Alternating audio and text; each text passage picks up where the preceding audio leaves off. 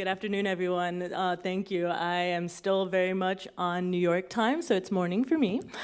So please be delicate. One thing I will have to actually say as well is that the title of this presentation is pretty aggressive with regards to sort of an offensive approach to health. But what I wanted to sort of share with you, particularly given some of the work that I'm going to talk about today with regards to some of the active design work that has taken shape over the past decade in New York City, is that our previous administration was really focused on public health, and we actually saw a real renaissance in sort of political thinking around how both the public, how both sort of public policy as well as the built environment can truly drive lifestyle changes in New York City. And as a result, we unfortunately also garnered the reputation of being seen as a nanny state. So with that said, I just wanted to highlight some of the ways. I will sort of share some anecdotes in terms of how we actually did have to sort of grapple with those challenges in terms of sort of how folks really saw our work in the context of the sort of court of public opinion, if you will. So how many folks have actually been to New York? Quite a few of you, fantastic. So you know that this is not New York. But one of the things that I wanted to share is that when we think about sort of the community, when we think about community design in the context of the United States, we tend to think about suburban sprawl, and so you touched upon this in your previous presentation. And we also think about sort of the car infrastructure that has really sort of cut through and in certain instances decimated communities. That's definitely been sort of this, the history of New York City in particular during the Robert Moses period. So we're trying to sort of operate in this sort of mental space where folks are still very wedded to personal space. They're very wedded to a car infrastructure and a mode of transportation that is very much isolated. But New York also has its unique history of being a place of, seen as a landmark in many regards as being sort of the entryway to the United States, as well as having such gorgeous architecture in the places that actually serve as the mode of the entryway, if you will, of our public transportation infrastructure. But the reality of New Yorkers on a day-to-day basis is more like this: congestion problems, dealing with the density problem that comes into fare quite a bit. However, we, from a public health perspective, and as alluded to earlier, I serve as a city official. We really want to see strategies that help to empower good choices across New York City in terms of access to healthy food, in the backdrop of, again, unhealthy choices that are easy to access as well. And one thing I also wanted to sort of touch upon, too, in terms of really setting the context for why we sort of took on the challenge of active design as a city, is we also needed to really get creative about how we blend strategies within a very dense environment. So many folks will be familiar with this. This is the High Line in New York City, repurposing an elevated train to create a nice public park, which has been really a mainstay, and I think there's also movement to revitalize certain waterfronts within that similar mindset. And again, thinking through how we create that sort of continuation of the aspiration to leverage what we already have to create connections between and across communities is really what inspired the city of New York to take on active design.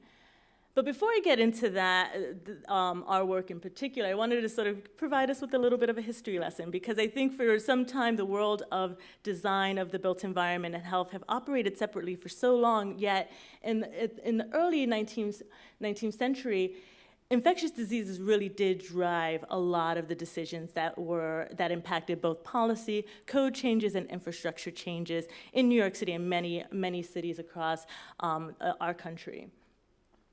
And in New York in particular, one thing I want to highlight here, I won't go through this history lesson in too much detail, but in terms of, again, how design and policy really help to reduce infectious disease and control it quite a bit, were really sort of tied to infrastructure changes. So in 1942, when the Croton Aqueduct was installed, it completely eradicated the cholera epidemic in New York City.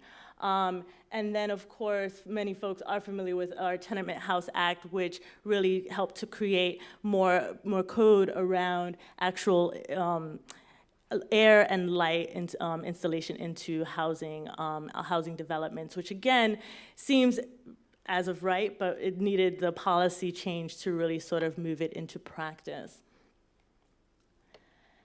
And again, I think we need to learn from our history. We're seeing currently, based on the current sort of trends in terms of community design, we've essentially designed physical activity out of our day-to-day with the inclusion, with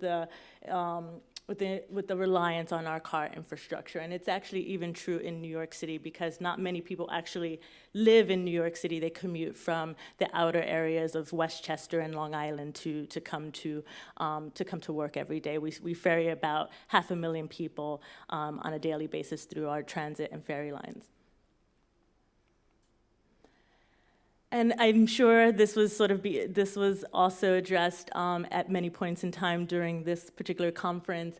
We do have a physical inactivity challenge. I know many of you probably sat for about 8 hours during the day while at this particular conference, but I do want to sort of highlight for us, it's a design opportunity in so many ways. We can actually think through how design of the built environment can really help to provide better choices for our residents, particularly our New York residents. And I also wanted to, because again, being a public health professional, I always have to sort of revert to particular slides about New York City. So for those folks familiar with New York City, Manhattan is here.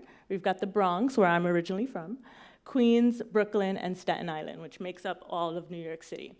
And what you see on these particular slides is some significant health disparities across New York City dependent on where you live. So again, environment matters as we start to see premature mortality in concentrations in the Bronx. This is Harlem, this is Central Brooklyn, and the Far Rockaways in Queens. And premature mortality is death before the age of 65, and in all intents and purposes, preventable.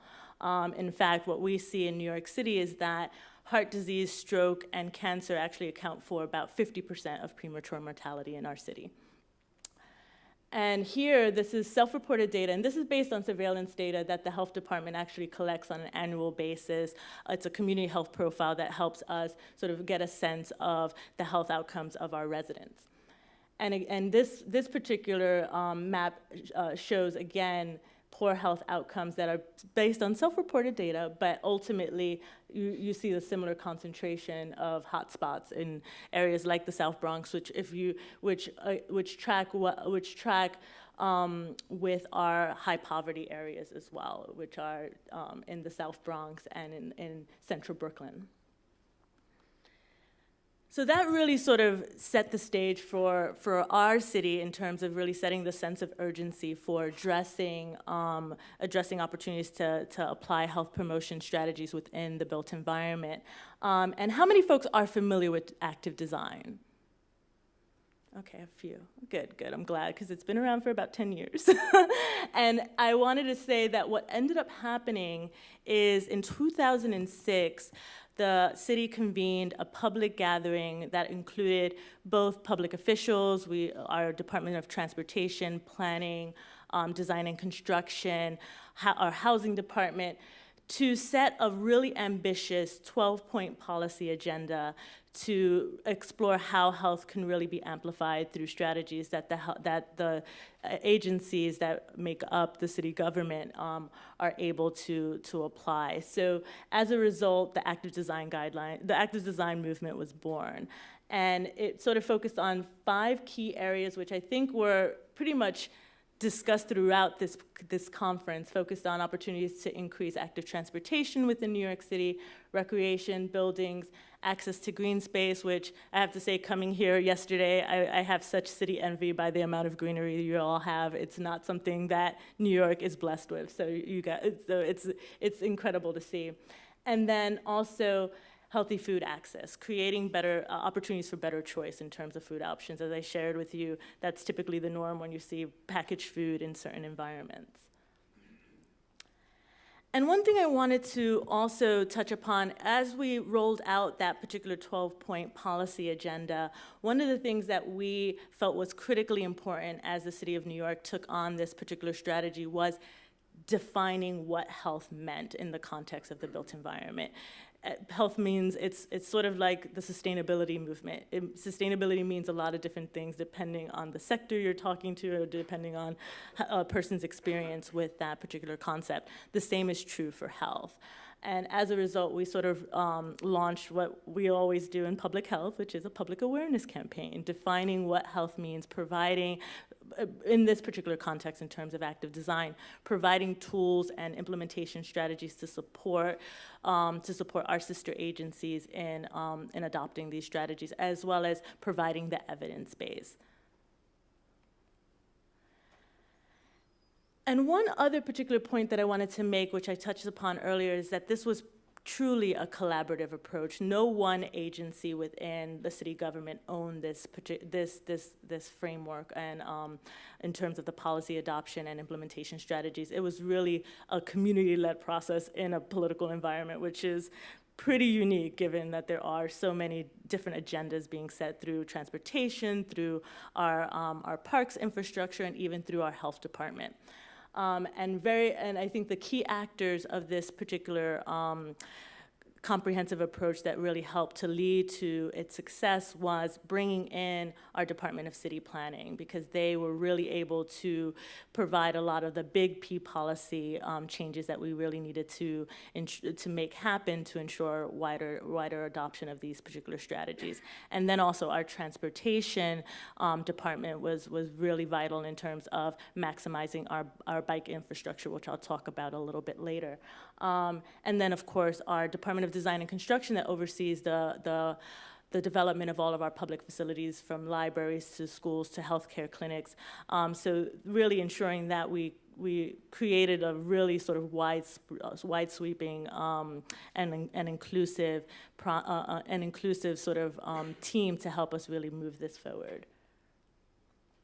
And one thing I will say, because again, being from the health department, one of the things that we brought to the table was the evidence base. So I work with quite a bit of doctors in the health department. We have a staff of about 6,000 people across New York City that run the gambit from restaurant inspectors to working in school-based environments as school nurses, to also addressing chronic diseases at a macro scale. So we had the expertise to bring in the evidence base to really sort of help make the case from a financing standpoint, from a budgetary standpoint, to help drive some of these changes. And as a result, really also wanted to tell our story in this process. I think the way we document this information is key, and that was a major lesson from our work in New York in terms of actually establishing a framework. This was a document that was released in 2010. It's our active design guidelines that's broken up across those 5 categories that I highlighted earlier. We also have a particular document that focused primarily on pedestrian safety, as well as shaping the sidewalk experience. So again, really sort of honing in on what are the specific areas that we really want to control for opportunities for increasing active design. And then I think the one piece I wanted to mention, because these are fairly new publications that we released. One was focused on affordable housing environments, so really thinking about meeting people where they are when it comes to health and integrating specific strategies that are health promoting based on the population that is served in that environment. So interestingly enough, within affordable housing in particular in New York, we have an aging population in New York City, including several senior developments that are also affordable. So ensuring that we're thinking about what mobility means for that particular aging population was important, and that's included in that particular publication. And then finally, our most recent publication was focused primarily on school-based environments. One thing about New York that I have to mention over and over again is that we do have a density problem. We actually have 1,800 public schools in New York City, about 30% of which do not even have playgrounds or a play yard. So thinking about how do you maximize the interior environments to allow for physical activity is critically important because we do not have the luxury of space. So given the focus of this conference, I wanted to sort of touch upon three particular areas that what I like to refer to as the co-benefits of these particular health promotion strategies, because I think this point was made in several sessions that I attended earlier today. The message is just as important as the messenger. Just because you come from a health department or you come from an academic institution, you have to sort of speak the language of whoever's behavior you're seeking to change. So for us, being, as we like to see ourselves as advocates or activists in a lot of ways within the city government. We have this unique voice as a health department to really sort of speak to and for the health of our population. Regardless of whether or not that is somewhat controversial, but our mission is the health and safety of our population. So as a result, we sort of we lead with the data, but we also translate that data in a way that's meaningful for our public officials to take notice. And that's where co-benefits come into play, really talking about not only sort of the health evidence, but also the other environmental benefits or other societal benefits that will be maximized as a result of these changes. So with that said, I sort of bucketed out sort of three particular areas, and I think the last one, given the focus of this conference, is equally important. So promoting safety, I think one of the interesting things that has actually been an experience for us through our bike infrastructure expansion is that it's created a lot of noise and, quite frankly, a lot of misinformation about cycling fatalities in New York City. And one of the things that we've rolled out recently has been an initiative called Vision Zero, which has been applied universally across other cities in the States, but ultimately trying to distill what actually the data is telling us in terms of number of fatalities, in terms of where it is safe to bike. So trying to, again, elevate the public discourse in the right way with the right information so that we avoid the challenges of misinformation and having that serve as a deterrent.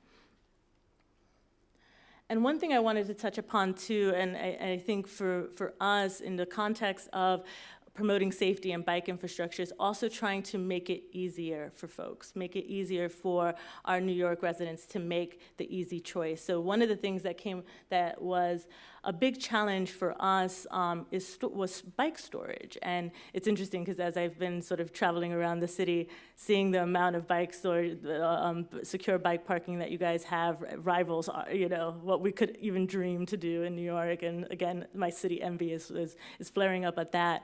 But one of the things that we tried to do as a result is amend our zoning to allow for new construction developments, both across commercial community facilities as well as high-rise multifamily developments, to receive incentives by incorporating bike storage within their basement or lobby areas. And we've seen some significant uptake in that, particularly in certain areas where the bike infrastructure has been installed. And this is just a graphic to show sort of the types of facilities and where we would like to see the bike parking exist within the footprint of the building. And one thing I wanted to also touch upon that I think has been a significant stride for us, but I feel like coming to Europe always, it feels like it's a knock to our sort of to our confidence in a lot of ways. But we'll get there. We'll get to you. We'll get to you guys. This was in 2005. We had about 220 miles of bike lanes in New York City, and that was essentially doubled to about 500 by 2010, and I unfortunately don't have a much updated slide that includes the current numbers around 2015, but I will say that it has been significantly increased by about 30%. One thing I will say, because I always feel bad for Staten Island over here, it gets no love, but Staten Island is one of our most challenged active transportation and active mobility areas because it doesn't necessarily have mass transit infrastructure to support, to serve as an alternative rather to the car-centric environment. So this is very much like that first image I showed you. It's still very much a suburban environment. And as a result, has some unfortunate health disparities.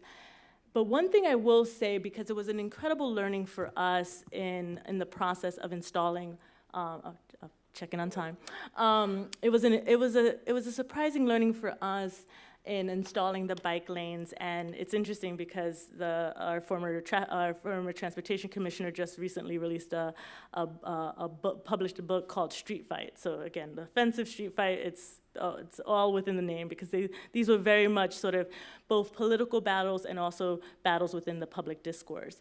And interestingly enough, when the bike lanes started to be installed in New York City, existing residents were very concerned that it would bring upon gentrification, which is a whole nother issue.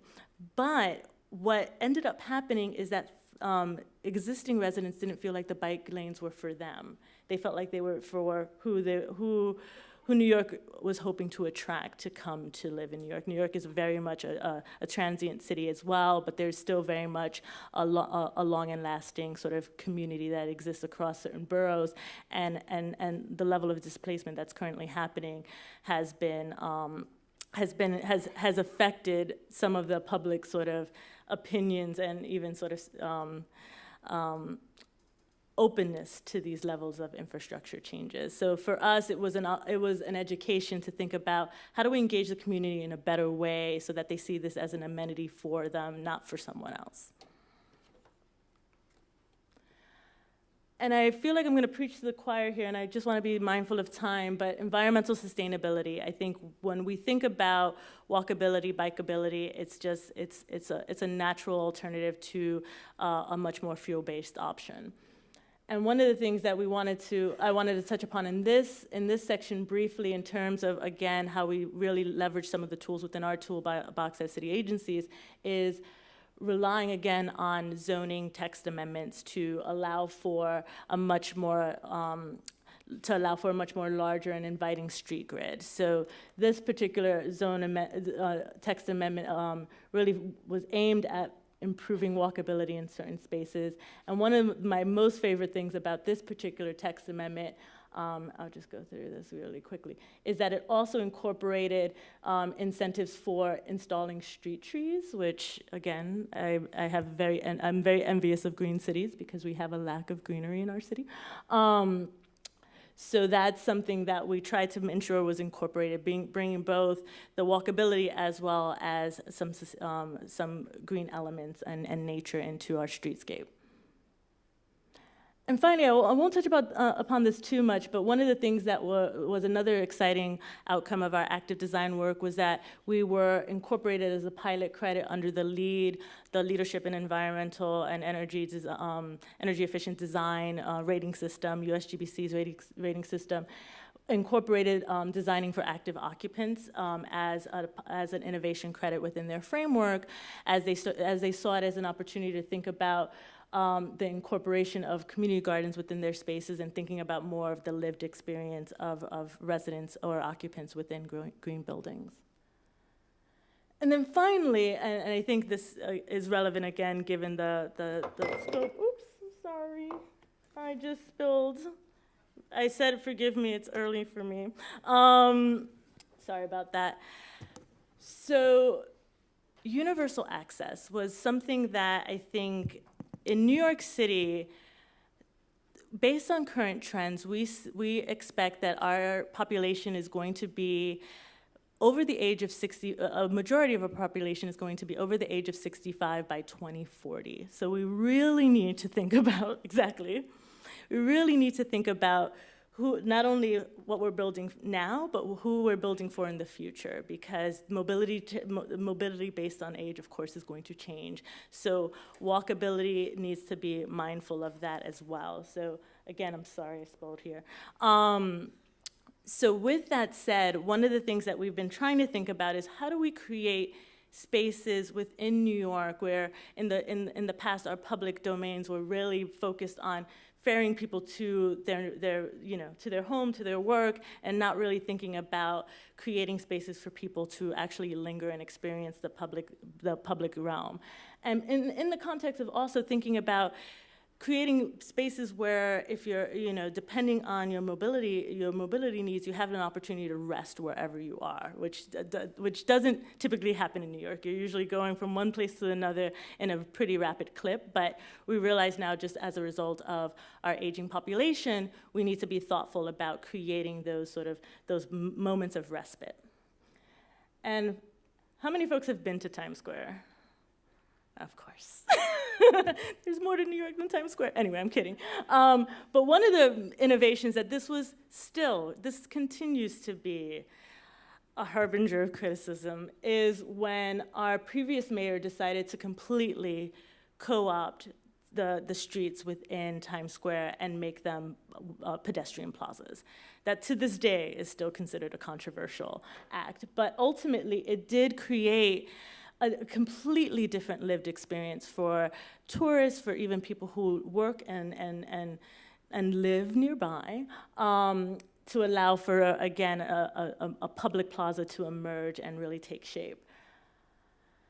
But this is sort of the reality of many public plazas in New York City. They're very open spaces. We did have zoning ordinances that have provided additional square footage bonuses to commercial facilities, but they just built the space. They didn't program it. So our department, again, of city planning changed the design guidelines to actually call for a variety of programming that would allow for, again, folks to actually see this as public space.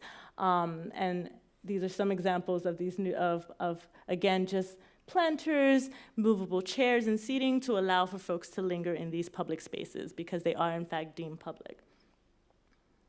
That's another example there.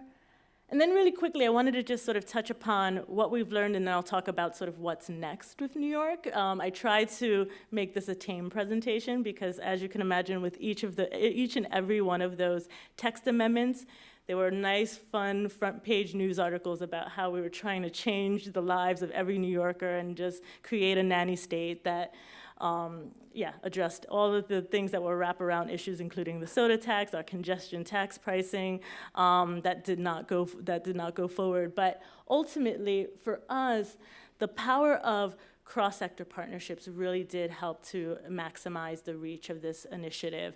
I think looking not only within government, but outside of government to your research institutions within your cities, as well as the private sector. We worked very closely with a number of real estate developers that really helped to demonstrate and prove the concepts that we were looking to apply more widely across New York. I think the other piece, and I sort of talked about this a little bit in terms of thinking about the message and establishing how this connects to other areas beyond health, because I think we need to move away from health being seen as a separate outcome. It should be integrated in terms of how we see the benefits of improving our cities overall. And then finally, and I sort of grapple with this piece too, because I never want the perfect to get in the way of the good, but ultimately rely on the evidence base that exists. And if there isn't an evidence base, rely on the experience base. Best practices work, they change behavior, they can change policy as well. And then finally, one thing I wanted to touch upon, which was our most recent sustainability plan that New York just rolled out in 2015, is our One NYC plan, which aims to create a much more resilient and sustainable city by 2030. And one of the things that I wanted to touch upon in that particular framework is a focus on really thinking about how, active living and healthy neighborhoods sort of connect in terms of creating places that are healthy for all, regardless of age, regardless of mobility. So it was interesting to see that get rolled into a larger green plan, sustainability plan, but we wanted to be very thoughtful and holistic about not seeing green as a standalone. It is connected to health. It is connected to the equitable outcomes we want to see for our New Yorkers. And hopefully I look forward to sharing what we learned the next 10 years. Thank you. Thank you very much.